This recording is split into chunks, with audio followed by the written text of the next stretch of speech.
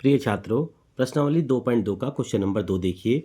निम्नलिखित बहुपदों में से प्रत्येक बहुपद के लिए P0, P1 और P2 के मान ज्ञात करने हैं। ये 4 पार्ट दे रखे हैं, यानी कि हर पार्ट में, हर बहुपद में सबसे पहले हमें P0 रखना है, फिर P का मान 1 रखना है और फिर 2 रखना है। इस तरह से हमारा आंसर निकालना है। देखिए आंसर फर्स्ट पार्ट। सबसे पहले फर्स्ट पार्ट में दे रखा है P y बराबर दे रखा है y² माइनस वाई प्लस 1। सबसे पहले हमें P0 रखना है, तो P0 का मान रखते हैं, इस संख्या में 0 रखिए, 0 का वर्ग माइनस 0 प्लस 1, 0 का वर्ग 0 माइनस 0 प्लस 1, तो कितना आ जाता है यहाँ पर हमारा। अगर हम P का मान 0 रखते हैं तो एक आंसर आता है। सेकंड में रखना है हमारा P1। अब इसी समीकरण में P का मान 1 रखिए।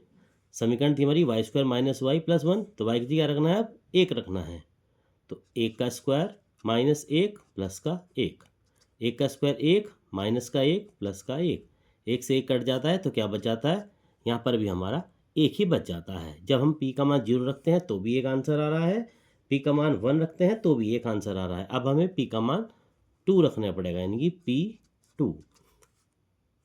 समीकरण थी हमारी y² minus Y plus 1, Y की जगह क्या रखेंगे, 2 रखेंगे, तो 2 का स्क्वायर माइनस 2 प्लस का 1, 2 का वर्ग 2 दूनी 4 माइनस 2 प्लस का 1, 4 माइनस 2 2 बच जाते हैं, प्लस का 1 2 और 1 3। तो ये हमारा फर्स्ट पार्ट पूरा हो जाता है, जहाँ पर हमें इसका मान रखना था। चलिए सेकंड पार्ट शुरू करते हैं। सेकंड पार्ट में कहा गया है PT।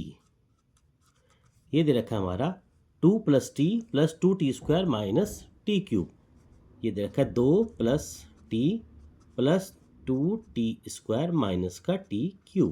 इसमें भी हमें उसी तरह से रखना है, पहले 0 रखना है, फिर 1 रखना है और फिर 2 रखना है। चलिए मान रखते हैं।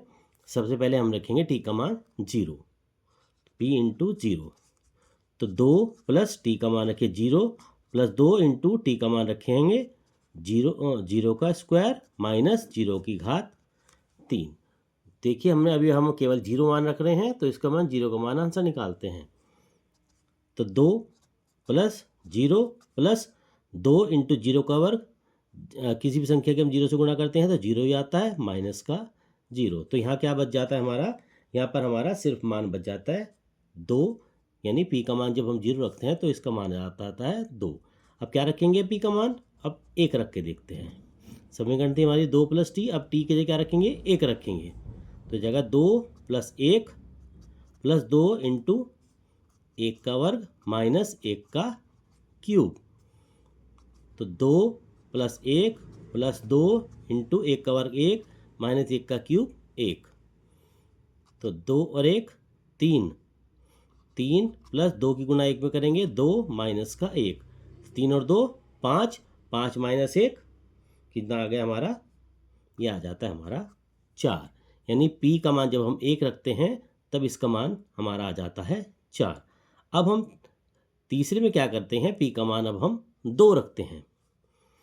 चलिए P का मान अब 2 रखते हैं समीकरण में।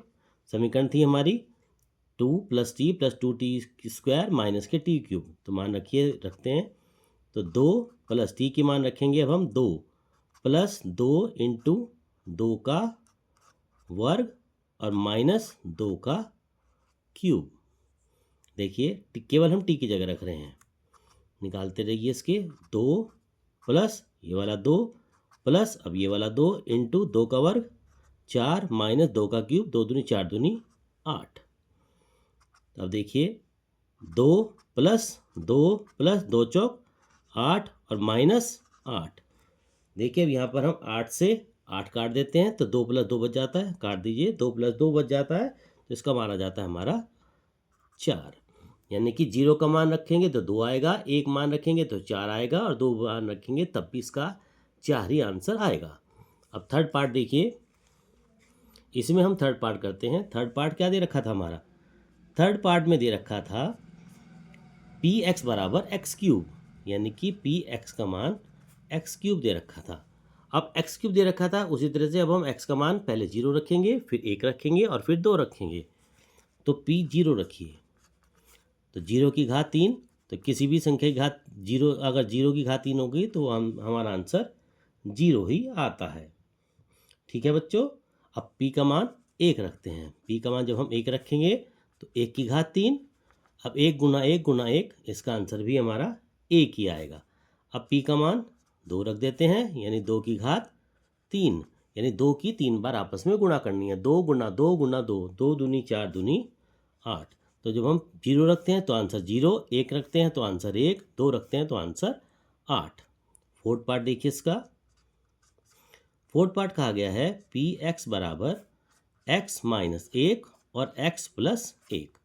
अब मान रखिए उसी तरह से सबसे पहले हम 0 रखेंगे, तो 0 माइनस 1 और 0 प्लस 1, 0 माइनस 1 माइनस 1 और 0 प्लस 1 1। अब 1 की जब हम माइनस 1 से गुणा करते हैं तो क्या आ जाता है हमारा माइनस का 1 बच जाता है। अब p 0 का मान रखेंगे तो माइनस 1 आ गया। अब हम p का मान 1 रखते हैं। चलिए इसमें x माइनस 1 यानी कि 1 माइनस 1 और 1 प्लस 1, केवल हमने x की जगह 1 रखा।